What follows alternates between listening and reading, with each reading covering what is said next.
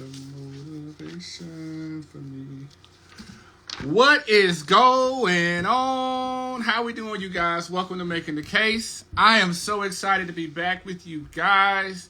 Boy, this past weekend was fire for both the pre-law HBCU Summit and also for the LSAC Forum that was in Atlanta. You guys, it was fire. I'm excited. I met so many of you guys out there. And in fact, I'm going to be starting to hit up some of these forums and fairs throughout the application season. As our room fills up, I want you guys to let us know where it is you're viewing our session from.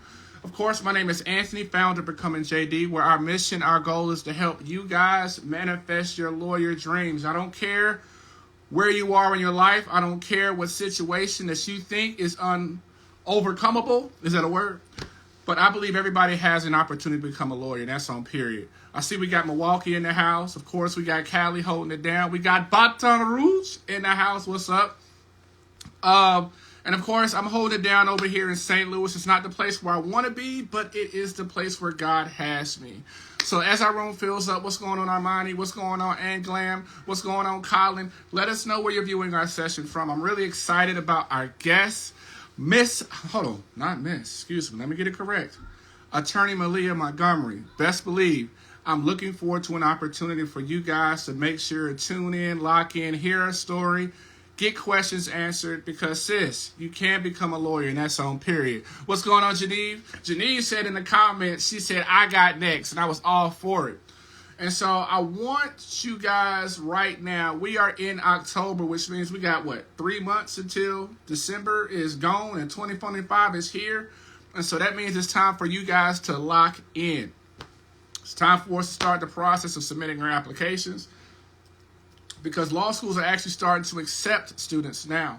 And the forum that I went to, I got an opportunity to speak to so many admissions directors, you guys. Make sure you go and check out the post where I had the top 10 schools that impressed me the most. Check out some of the comments. Also, I want you guys to know that several of those schools that I mentioned, we are going to be having representatives from each one of those schools on to drop gems and also to tell you about their schools. Because at the end of the day, I want you guys to understand is that the main reasons why people honestly may not get into law school, it's not because of their GPA. It's not because of their LSAT. What's going on, Hattie? What's going on, Anglam? But it's because they did not expand their list large enough. I want to throw a theory out there to you guys that I really want you to be able to take some time to think about, okay? I was really trying to get an understanding. In this past app cycle, I had this one student from California who was able to get into school in Florida, and I had another student who was from Georgia whose scores were a little bit higher than the California student. But the law school in Florida accepted the California student. And so I want you guys to really think about why that is, right? And so what's going on, Victoria? The reason why, and I want you guys to really just think about this, right? When it comes to law schools and it comes to the law school admissions process, one of the factors that law schools are going to look at is demographics. Now, when we think about demographics, y'all, we think about race, gender, and orientation and things like that. But one of the other dynamics that we have to think about is also location. One of the things that law schools try to pride itself on is being able to say that we have students from all over the country coming to our law school, okay? And so because more likely than not, that Florida Law School had a whole bevy of potential applicants who were from the Georgia area because Georgia borders Florida, they wanted to make sure and show that their law school had reach. And so they accepted the California student. Now, you may say, Anthony, well, what does that have to do with me? This is the process I want you guys to think about. When you're applying to law school, you have to say to yourself, if I'm applying to a law school, how many other people from my state, how many other people from my school could potentially be applying to that school? Because that's where the competition is going to be fiercer beyond fierce. However, if I find myself and I'm able to apply to law schools where there may not be a large enough footprint of people from my region, from my state, from my school applying there, that's going to be a way for us to be able to improve and enhance our chances of getting in. Yo, y'all got to think about this, man. This is chess, not checkers. All right. So I want you guys to be thinking about that when we're building our list of law schools. Make sure that you find a law school or one or two law schools that may be in an area that you'd be like, hold on, what? Kansas who? Wyoming what? Montana huh? Vermont who? Why? Because by applying to those schools and because so few people from your state, from your region, from your community, from your frat, from your soror may not be applying there, that's going to be a way to boost your chances to get accepted. You guys got to think about the game, and I just really wanted to make sure and throw that game at you guys. All right. So without further ado, let's go ahead. I'm gonna send an invite out to Attorney Maliyha. We're gonna get her on, so we can go ahead and answer some questions. Because at the end of the day, you guys, y'all are here to hear from her.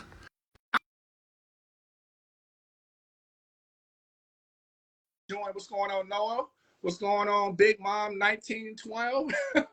Let us know where it is that you're viewing our session from. What's going on, sis? Hi.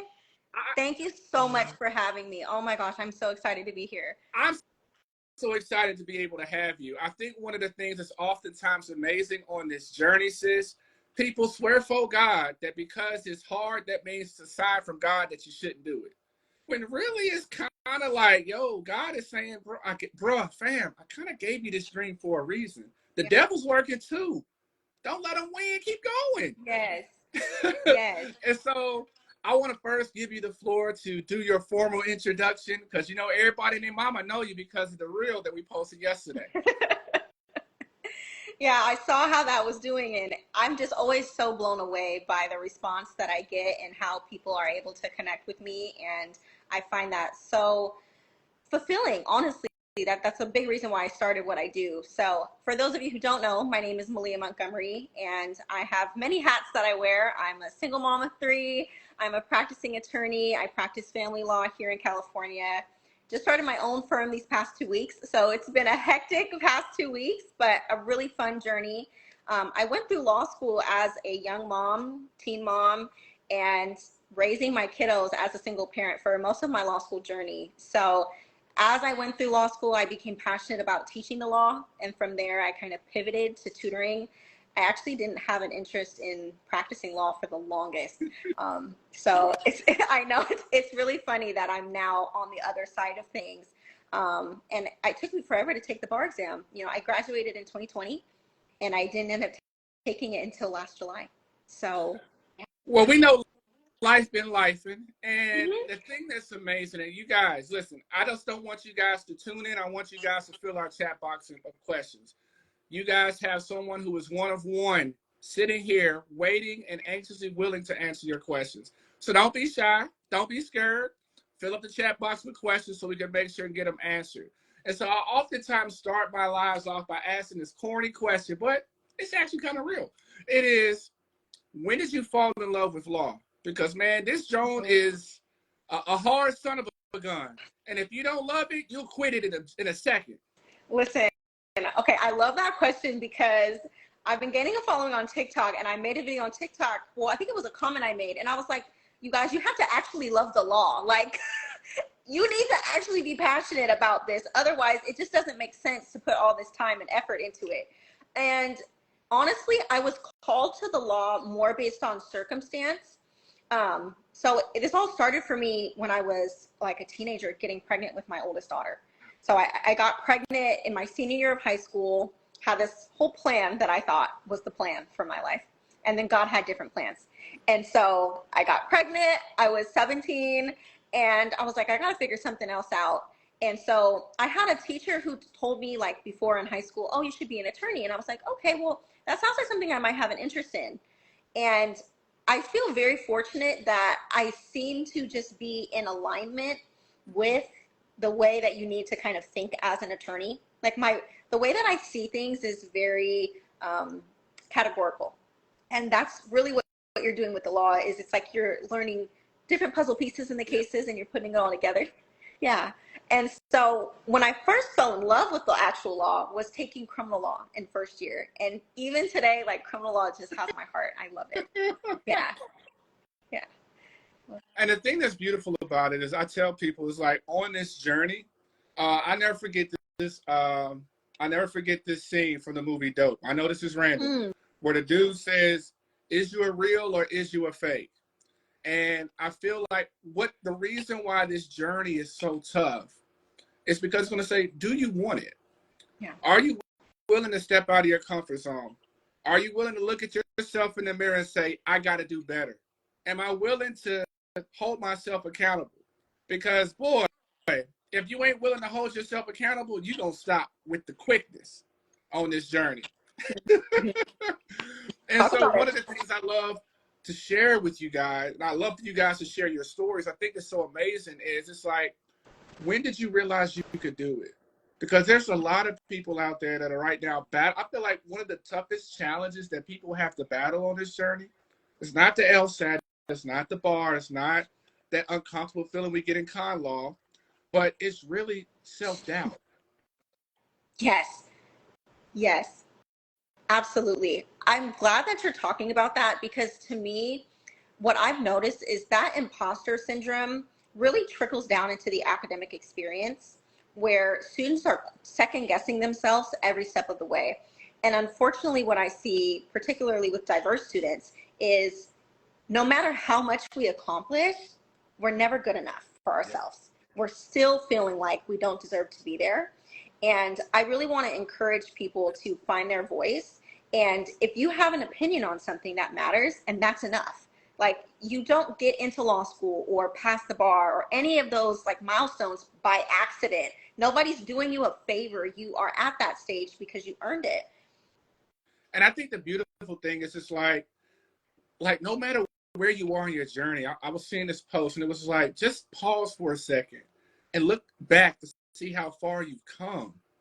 Like, don't sleep on the fact I graduated from college. Don't sleep on the fact that I'm able to even afford to apply to law school. Don't sleep on the fact that I made it through the first semester of law school. But oftentimes we're so consumed with what we have not done yet. We're Yeah. comparing ourselves oftentimes, what I say, with the ideal cookie cutter person that doesn't exist. And we think that because of our struggles, that these are disqualifying factors. And so I love for you guys to talk about, like, what I say is when you guys had to pivot, where you're like, oh, okay, this is going to be hard. All right. And Mm-hmm. what that process was like for you, because you were juggling being a mom and also juggling law school. And there's a lot of parents out there who are thinking, well, you know what? I got to wait for the kids to get old enough to be in school. I got to wait for them to graduate. What made you say, you know what? Put on some headphones. I'm going to sit my baby right there, and we're going to keep on rolling in class. Let's go. Man, I think I have a very stubborn personality. I have to preface what I say with that. And another thing I will say too is you have to want it so bad. You have to want it so bad. There's always going to be a reason that you maybe shouldn't. There's always going to be something. Like life does not ever stop. Life doesn't stop because you're in law school, right? But that doesn't mean that that needs to be something that's ever going to prevent you from realizing your dreams. And I love that you were talking about like the obstacles and the challenges because I really feel like those things that make us second guess ourselves, those are our strengths. Yes. Like those are the things that we need to tap into. And I think that diverse law students who are suffering ironically from imposter syndrome really need to capitalize on those past experiences, whether they're academic or not, because bro, like the things that you have gone through in life, you have learned from those things. You have already gone through balancing multiple things. You've already had to persevere amidst traumatic incidents in your life. Those are skills that you still can use in law school. And people who come from these diverse backgrounds, we think differently. We see things differently. We are used to doing everything all at once. And so those skills, I think, translate really well to being an attorney and advocating for people. And so I want to start off just with that before I get into like my personal stuff. Because I think that was something that was so real, and you actually posted it in one of your reels, and I shared it, and it was just like having a black woman as a lawyer. Oh yeah. Because it made me think about this comment, and it may not sound politically correct, but I don't care. It's like, if you could be black and brown in America, you could be a lawyer. Yeah. The challenge Yeah. is the microaggressions, all the isms that you've had to overcome, all the barriers that you've had to overcome. Those are like big, like you said, those are your biggest flexes on why you're going to be successful.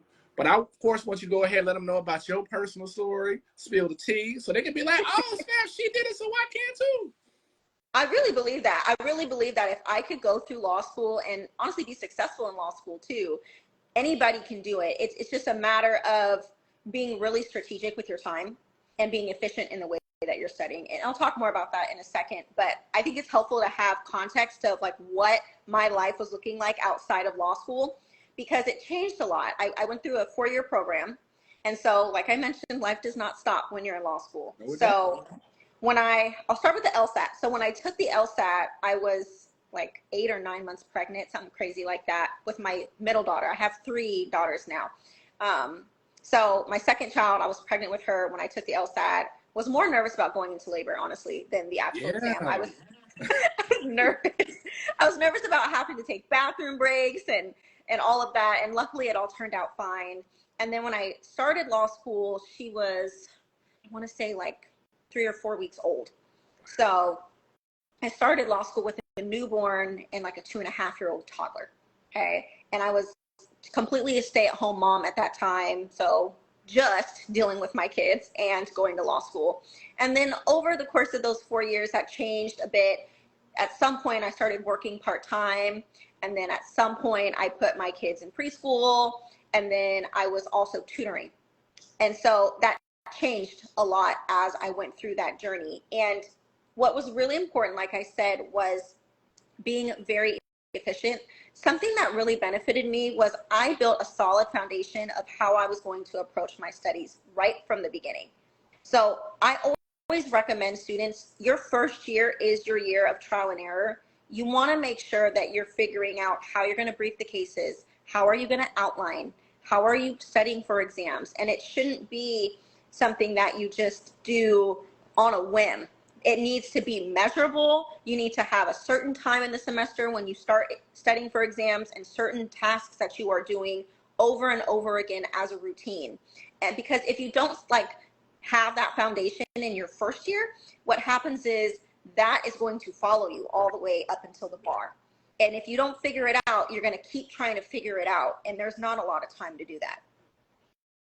And so just check what she's saying. It's just like, you have to move intentionally. I know one of the things since I tell my students is I ask them this question. I said, how often do our phones update? All the time, all the time. And a lot of times, one of the biggest challenges you have in going into your first year is so many of us are bringing some of the bad study habits, not just from college, from high school. And we haven't made many changes. And so we bring that mindset into law school and you get smacked in the face with the quickness and realize, hold on, that memorization ain't gonna work. Oh yeah, I was a great writer in college. That ain't gonna work. Because if you don't have a plan, that first semester is gonna be hard. Yeah. But nevertheless, I feel like with law school though, although it's challenging, and it is, the biggest challenge I think is you learning yourself and learning what you have to do to be successful. Study groups don't work for everybody. And I'm sure someone else watching this right now that are realizing that. Commercial outlines may not work for everybody. But in that process, one size doesn't fit all. And to the degree, like Maliyha said, you have to find out what works for you and by being intentional. And so one of the things I want to ask you, can you tell them about the first time you got called out in class? Because I remember mine. It was bad. I don't remember mine. I'm trying to remember. I will say that I was that student that sat in the very back of class, tucked off, okay? Wasn't trying to be seen, never spoke a word during class. I know I definitely got cold called throughout law school, but I feel fortunate that I don't have any horror stories. I did have a good system with IRAC though, like from the beginning. I kind of understood IRAC right away. Again, I think my brain is just kind of wired to think that way anyway, so it just naturally made sense to me. The other thing too is that, like you said about paying attention to yourself, the thing about law school is there's this huge learning curve with just being a law student. And a lot of people make this assumption that because they did well in undergrad, that means they're going to naturally do well in law school. Law school is really about you figuring things out for yourself. And that's not very different from what it's like practicing. So, And just a sidebar, because we, of course, I always got to give love where love is due. If you are a 1L, if you are a 2L, and you're in law school and you're struggling, holla at your girl. Tell them how you help law students, who, especially first gen and underrepresented minorities, navigate this space. Because it's hard, you guys, but you don't have to struggle by yourself. Literally, this is one of her passions. this is literally the whole reason why I started my tutoring business. So what I like to do is teach students how to study for law school and really like be a law student. And to me, that looks like looking at the entire thing holistically. So law school is part of your life, but it's not your entire life. It is not this isolated thing in a bubble. You have other things going on in addition to law school. And so when you are preparing for law school and trying to create a study schedule and study strategies, you have to keep those things in mind. They don't go out the door. And a big part of the work is figuring out, how can I be very intentional in my studying and be mindful of what is working and what is not working.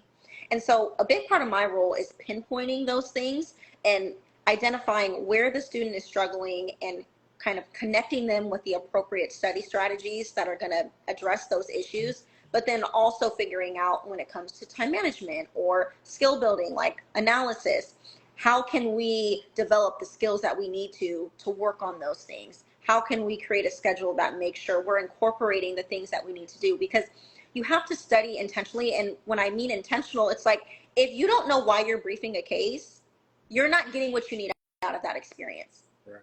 If you don't know why you're making an outline, you're not using the outline in the way that you need to understand the law.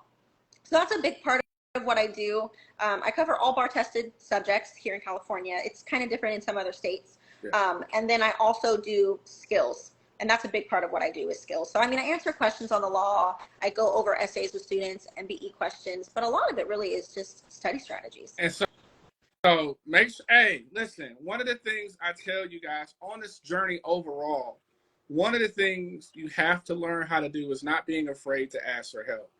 Asking for help is not a sign of weakness. I have no shame in telling you. I'll let them know, Maliyha, like, yo, when I was on my law journey, the first time when I got dismissed, I was so full of pride and ego. I got this, man. I got this. I'm straight, man. I did good in school.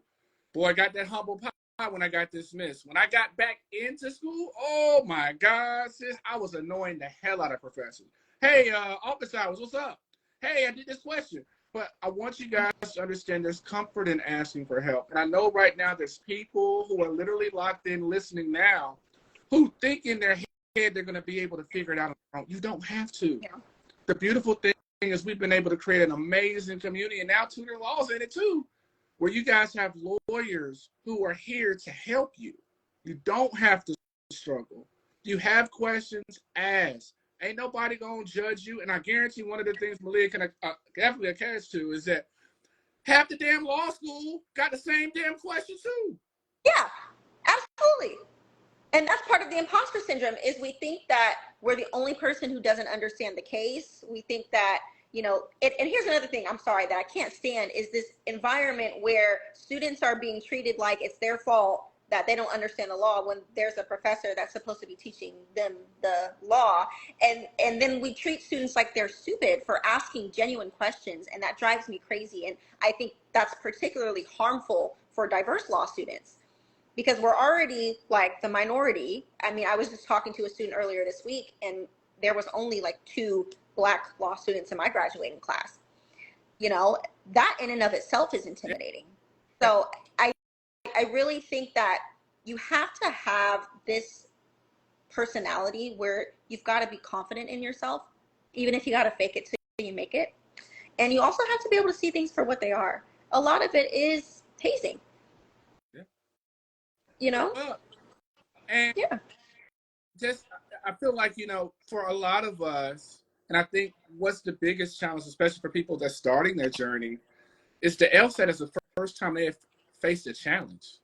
Mm-hmm. It's the first time, like, damn, like, hold up. I got to do something different. And I feel, even though I have a love-hate relationship with the LSAT, it's the first time that we have to learn how to pivot. Because then I feel like what law school teaches you, oh man, that pivot game gets strong quick. You learn very quickly, like, okay, this is what I have to do. Because I'm sure for my 1Ls out there and for my aspiring lawyers, you can't highlight the whole damn book. Ooh, I remember the first time I was like, well, I'm learning everything. Damn. I can't write the whole thing down. but but nevertheless, it's a process. And I think the thing that's amazing is when you're going through it, you don't realize how much you're growing and changing. But every step builds on itself. And so I want to also be able to share, I want you to share with them, like, for example, what words of encouragement do you have to our moms and dads out there who are thinking about going to law school? I know I did it with my 3. I don't know how I did it with God, but whew, I wonder what words of encouragement you have for those out there who are thinking, I'll just wait. It's cool. Oh, man. I say the time is going to pass regardless. I always tell people that, okay? That time is going to pass regardless. All I can really think of when you say that is my own personal experience. Like right now in my life, I'm at this season where I've spent the past 10 years grinding, okay? Grinding with what seems like no end in sight. I keep thinking I've reached the light at the end of the tunnel, to see the tunnel expand, and really having to have faith, right? Faith in my vision for my life and my journey, and to surrender to that almost. And it's been very isolating at times. It is hard when you are not only the only person that looks like you and has your experiences among your peers, but also when the people that you know and you grew up with and the people that are your family, even if they're all supportive, they don't have the experience of going to law school. So they just don't get certain things, right? And as you kind of continue to elevate, so to speak, in your career, that can also be an isolating thing. And so I think that you have to carve out spaces in your life to find that support of people who get it. And so I love what you're doing with this platform. I think that's incredible. I think that for all parents, your kids are your reason why. And so I would encourage anybody who's a parent or just going through this season where they feel like, oh my gosh, I am not ever going to reach that light at the end of the tunnel, or I don't know if I can do it. I'm telling you that you can.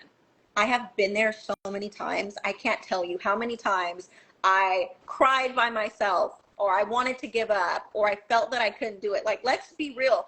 People love to and I love that people connect with my story, but I don't ever want to be like, I did this and it was easy, and there's something special about me that made it easy. No, this was hard as hell. This was the hardest thing I have ever done, but I can do it, and I'm not any better than anybody else. So if I can do it, then that means you guys can do it too. And you just have to really stay focused on your why.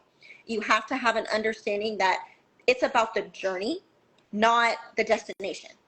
And when you get to the other side of it, because you will, because I'm finally getting there, when I look back at everything, it is so worth it. Like to look at my daughters and know, oh my God, look at the legacy and the life that they're going to get to live.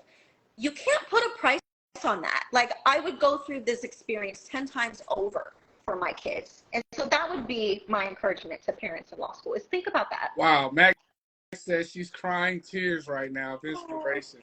And I think, like, that's so beautiful. Like, because I think one of the reasons why we created this show is I want people to be able to see the grind. Because, you know, people quick to say, well, you know, she got it. I'm not smart like her. She got it.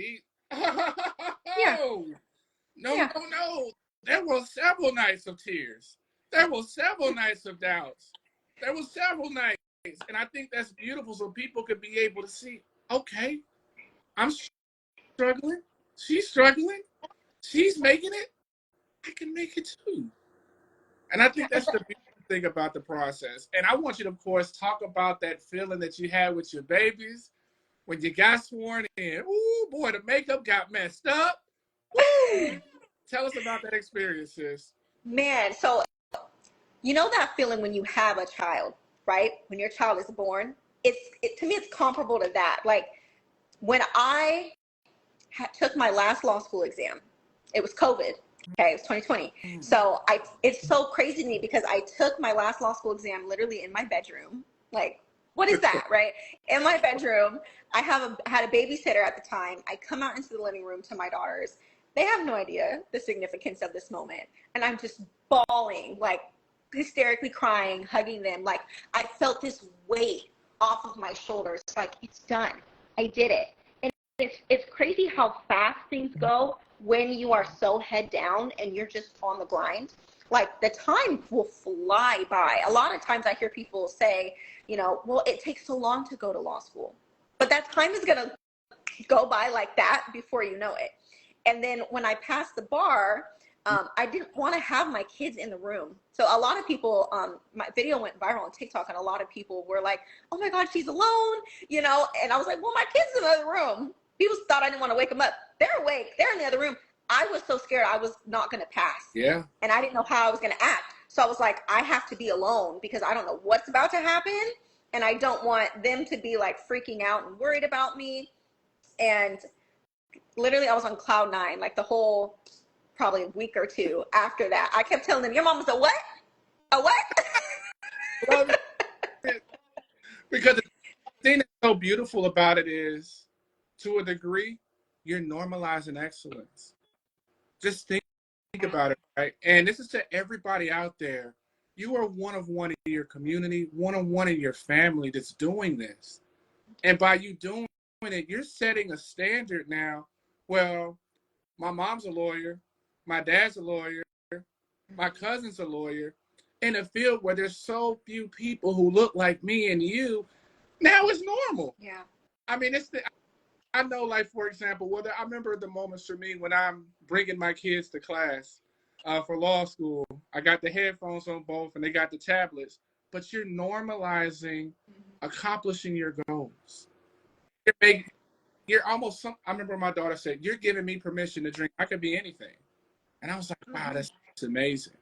And so I want to also talk about, like, for example, for you, where you go from that transition, where it goes from, I want to be a lawyer, I'm studying to be a lawyer, I want to pass the bar, now I pass the bar. Now it's just like, what am I doing now? Because it's just like, woo, new opportunities, new questions, new challenges. Yeah. Total whirlwind. I want to go back to what you were saying just now about like your kids growing up and seeing you be an attorney or go through law school. When I tell you the pride that I have in that, and it's just so surreal to see because like my dad is a convicted felon. I grew up visiting my dad in jail. My daughters are growing up around judges, and that's normal. They're growing up, I mean, I can't tell you how many times I took my daughters to law school with me while I was in law school and tutoring other students. How many times they've come with me to the courthouse to file things. There's so many experiences that they've gotten exposure to that's just normal to them. And they don't have an understanding of what it means exactly because they're young, but it's not a big deal to them. And not just for your kids, but for your community. I think there's something very impactful and meaningful to me about me just having gone through the experience. Anybody who knows me knows I went through that experience. People who know me then talk to other people and say I went through that experience. When you show up authentically and you accomplish things like this, you give other people permission to do the same thing. And you show, I don't have to be this little cookie cutter box of what I think a lawyer is supposed to be. And so I'm standing on the shoulders of people. Can you say that again? Because there's somebody that needs to hear that about the cookie cutter box. Y'all need listen, to say it again, sis. Listen, everybody has this image in their mind of what a lawyer is supposed to be. You do not have to be that. For example, I don't have a suit on. I'm sitting here on my couch with my blankie, and I'm still a lawyer. You can't tell me I'm not a lawyer. I'm a law professor at a whole school, and I drive off listening to the same music that I listen to. Okay? Like, I'm going to still slap my music, and I'm going to still be myself. And I think that transparency is important in so many areas of people that you're connecting with. It's important for people who don't look like us, who don't have experiences like us, to see, oh, they're still professional, they're still educated, they know their stuff, and yet they can also be both. That duality, I think, is really important, especially for the younger generation, because I think that's a big part of the imposter syndrome. When I started in law school, I was the youngest in my class. I looked around. I said, nobody looks like me. There's a whole side of me that I have to just get rid of. There's that feeling of like, I have to be a certain type of person. I have to fit into their stereotype of what a lawyer is supposed to be. I can't speak freely. I got a code switch. Okay, like there is that. And so when you get into these spaces, I encourage you to still be yourself. And that doesn't make you any less than. And one of the things that's oftentimes so surreal is oftentimes law schools accept you because of your authenticity, which is so crazy. I remember, I never forget one of my students. She was like, she wrote an essay about being unapologetically a Black woman. Ooh, I love that. And she got into several schools. She ended up going to Florida. She's now practicing in Tennessee. But it was so amazing. It's like, I tell people, you guys don't realize it now, but you guys are a commodity that law schools are looking for. Yeah. This whole jumping around about the essays, the LSATs, is they want to be able to make sure that you can do the work. That's it. Really, yeah. That's what the whole process. But once you're able to show them that you can do the work, then the acceptances start coming in. You guys don't realize it now, but you are a commodity that law schools want. And once you get there, oftentimes, imposter syndrome happens. I was like, hold on, let me cut down my music real quick, Or oftentimes, I know for a lot of law students out there, sis, can you tell us about that uncomfortable feeling you had in con law? Oh, let me tell you. I don't know about y'all, but I had a con law professor who would just go on and on. God bless his heart. Could not follow what the man was talking about. And so I had to teach myself con law. I now love con law, actually. It's one of my favorite subjects. It's right under there after crim law. Con law is complicated because you have to really think about what you're doing, which I think is not super obvious with con law. You have to always keep track of like, okay, what branch of government and what level of government am I in? You have to keep track of that. And you're always asking like, who has the power to do what? And if you can pay attention to that, then that will kind of guide you to the respective rules that you need. The other thing with con law, and I really think this applies to all of the law, but con law in particular, contracts is another one.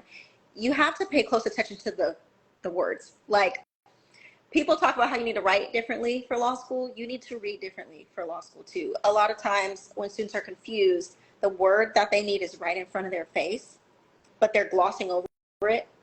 Mm-hmm. Every word is there for a reason. Every single word. And the same can be said for on the fact pattern, right? When you're reading the fact pattern, you're looking at that fact pattern critically because those facts are triggering issues. Well, think about all these discussions you see in these cases where they're going on and on back and forth over whether it should be this or whether it should be that. It's the same thing. That's why you need to pay close attention to the words in the statutes or in the case law. Because I know that oftentimes, especially for students of color, con law could be a very uncomfortable class. Especially we start talking about certain things and mentioning certain words, and people utilize this as an opportunity to say words that they would normally not say ever before. But nevertheless, for you guys who may be going through that, understand that you're supposed to be in that room. Understand that you are just as valuable, and that don't feel uncomfortable because you're supposed to be. Boy, I felt hella uncomfortable, and I had a Black professor for con law, which is kind of surreal. Oh, that's funny. But it was a unique experience. Everybody always has different experiences with con law. But I want to also let's talk about what you're doing now, because I think a lot of times, one of the things I realize in life, like, we're initially conditioned to want to work for other people. But then you begin to realize, hold on, fam, like, I can work for myself. Yeah. And so tell us about that bold step, because that's a huge step. It is. So it was one of those things where I really took by faith.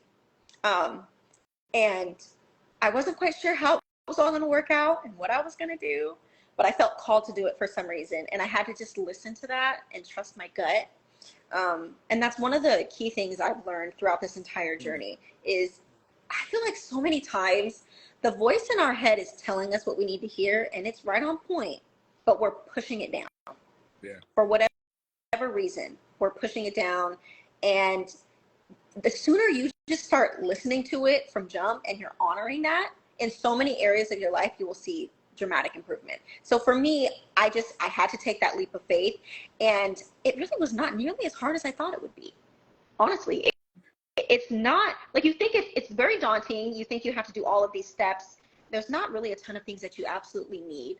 You can have a law firm and make it pretty affordable.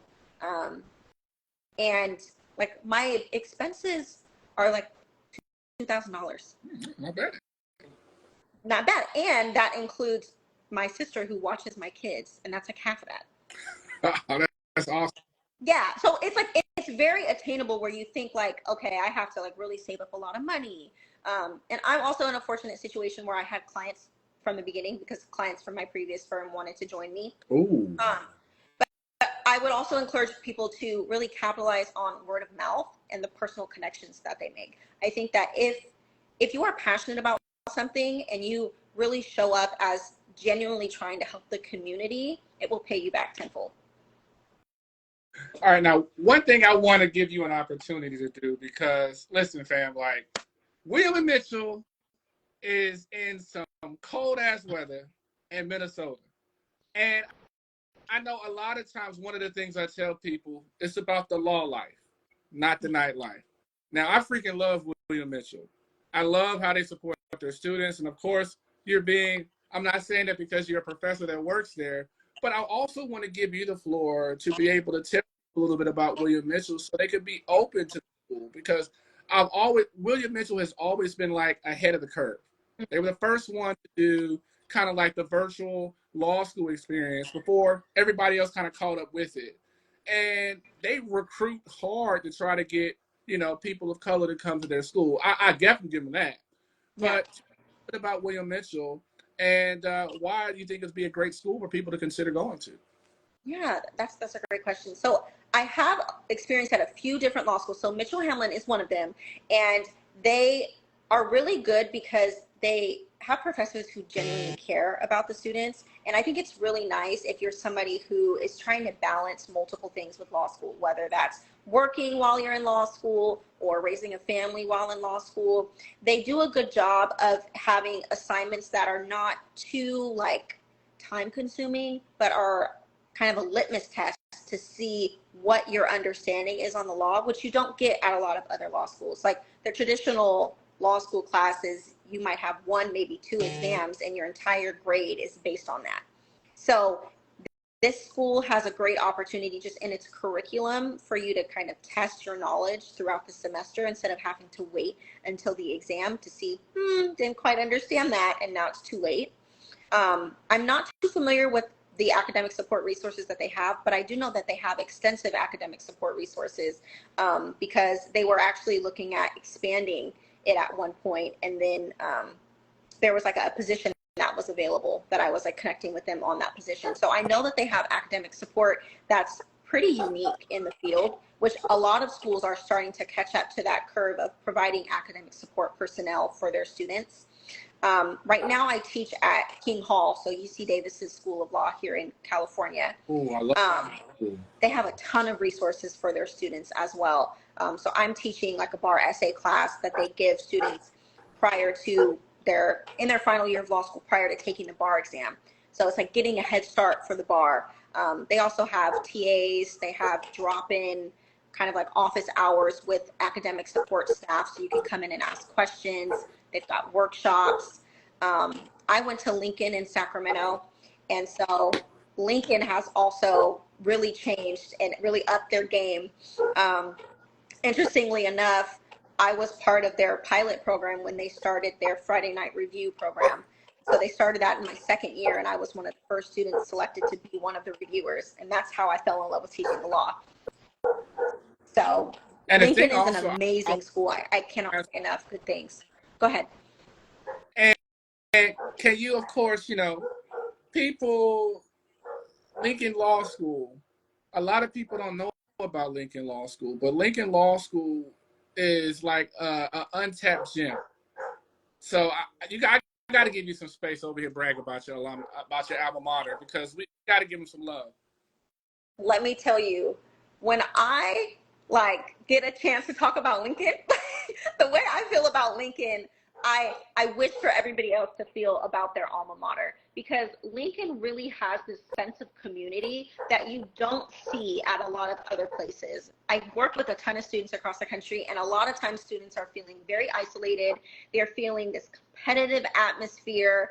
They're having professors talk to them crazy or really intimidate them in the classroom.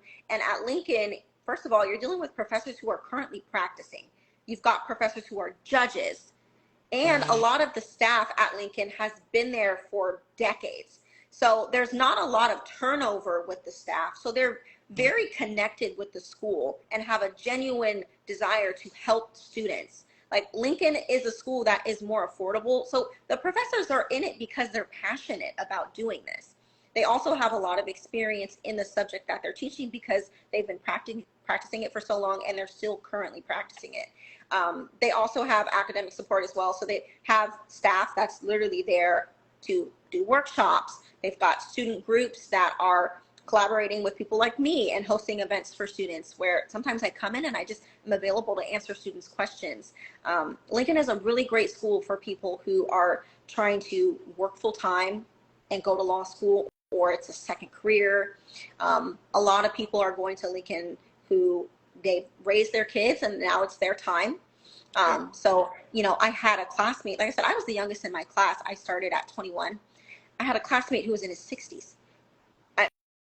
I mean, it's a very diverse group at Lincoln. And I think in the legal community, at least here in Sacramento, Lincoln is known for a certain caliber of student because we are people who are able to go to law school while also working full time, because most students are working full time while they're at Lincoln. Okay, I think Ash had a question. Want to know what class you teach? What class do you currently teach? Oh, okay. So right now I'm teaching at King Hall, that's UC Davis School of Law, and I teach a legal analysis class. So it's bar prep essays, helping students prepare for the bar exam next July. And Juliet wanted to ask you, how did you handle imposter syndrome? What's your secret? Oh gosh, I still deal with imposter syndrome. Let me start there. I'm gonna be honest. And I try to talk about that often because I don't want people to ever think that I've got it all figured out. I certainly don't. I think the key with imposter syndrome is you gotta notice the voice in your head when it happens. You gotta call it out and see it for what it is when it happens. And then from there, you can start to really identify that negative self-talk and figure out where the work is to be done. Like a lot of these things that we feed about ourselves, like these thoughts, they're not even true. They're so detached from reality. And a lot of times these are things that other people have put upon us, these negative self-beliefs. And so I would encourage you to really check that and see what's going on there, what's the root of that.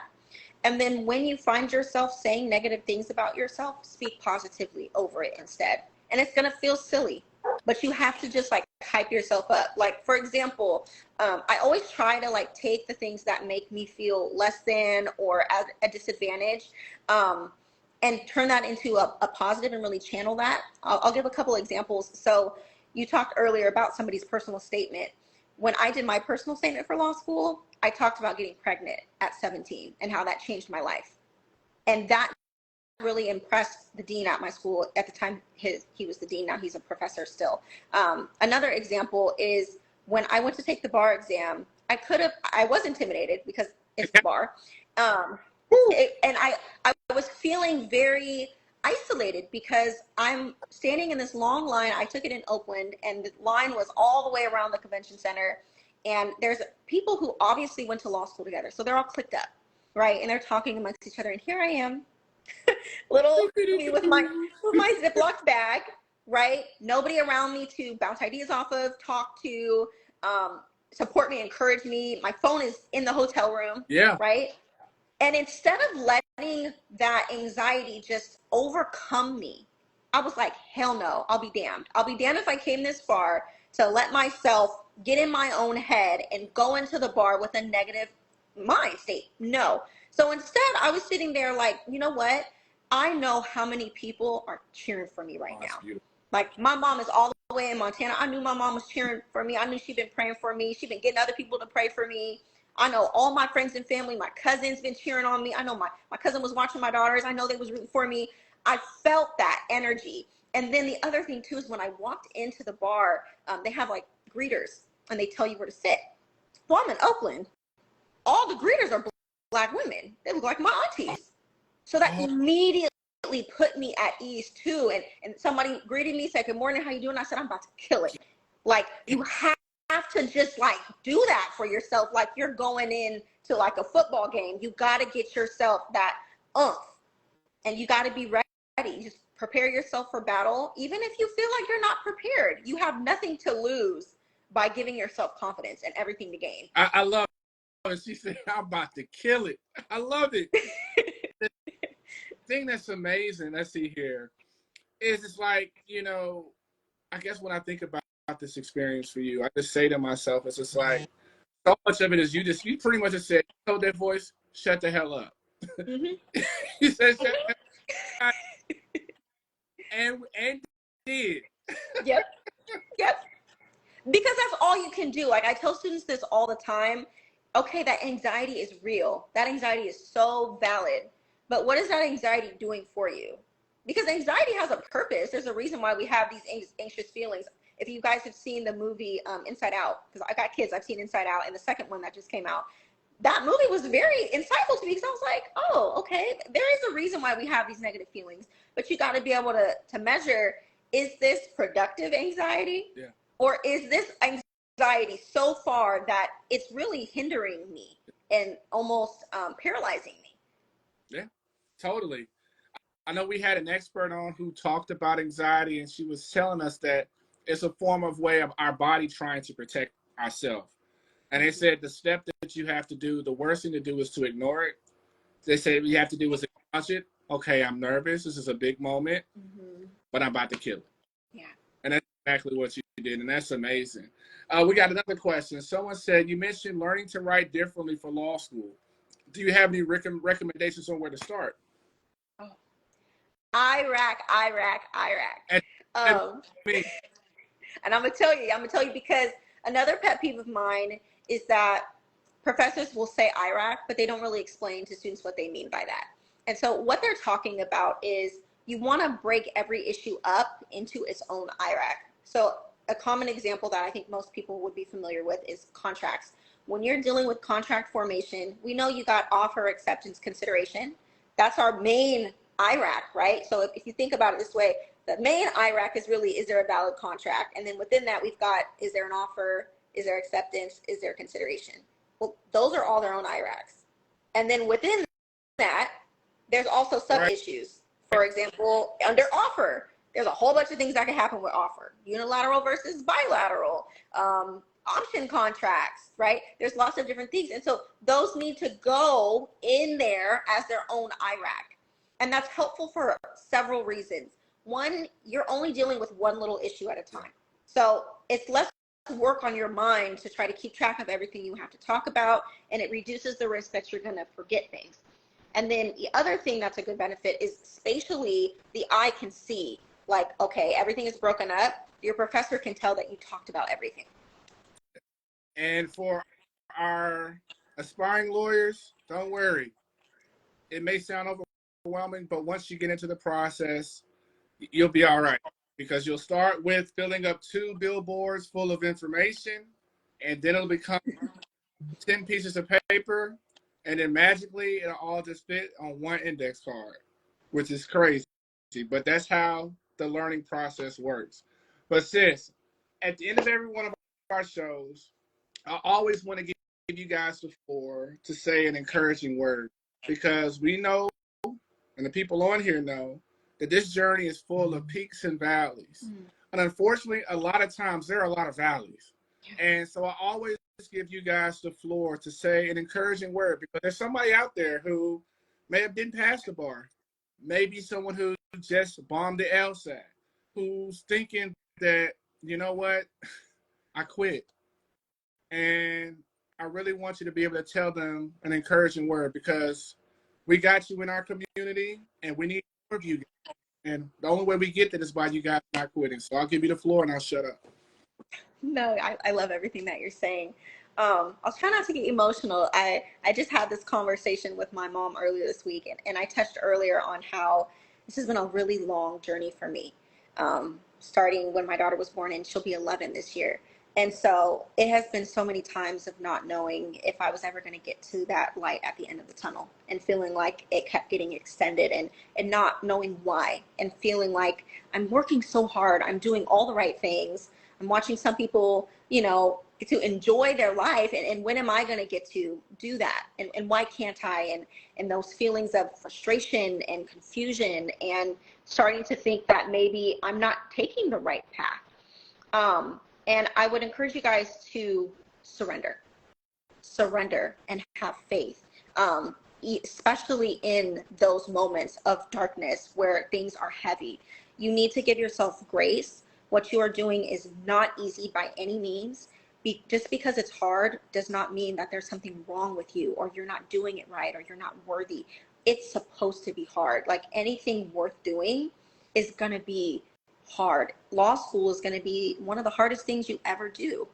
And that's normal. Like all of those feelings are completely normal. And I think we need to talk about that more. So to me, that's the first step, is just normalizing it, and being kind to yourself. Because like I said, you have nothing to gain from beating yourself up. And then the other thing too is, this is what I was talking about with my mom, is like sometimes we're looking for certain tangible things as like, okay, I've accomplished something, right? For me, I'm looking for certain changes in my life to say I've arrived, I've made it, right? And when you're working hard for so long and you're not seeing that, you start to lose hope. Yeah. But what we don't realize is that the true reward is not those tangible or even materialistic things. It's the skills and the journey. Like the value is in the work. The value is in those times where you want to give up, but you persevere. That's how you grow. So just recognize that this is going to take a ton of growing pains. It's going to be hard, but what a beautiful journey. And you're going to come out such a wiser, harder working, like kind, approachable person. Like there's so much to grow as a person when you go through this journey of being a lawyer. But you have to allow yourself those moments to just sit and really look back, like you said, and say, wow, look at how far I've come. And I love how you ended your reel with the bar. And no other word to say, to guess what? It's up. It's up. You guys, it's up. Every day that you decide not to give up, you're one step closer. When you have a setback, you're learning something that's going to help you take that next step. Understand it and embrace it. I mean, as you were talking, in my head, the voice, start hearing the gospel song. You know that song, I Surrender All? I surrender all to you. Surrendering and understanding that it's going to be hard, and accepting that even though it is hard, I'm more than qualified to do what it takes to make it happen. Yeah. And so, sis, thank you so much for joining us. Thank you for taking time to share your story.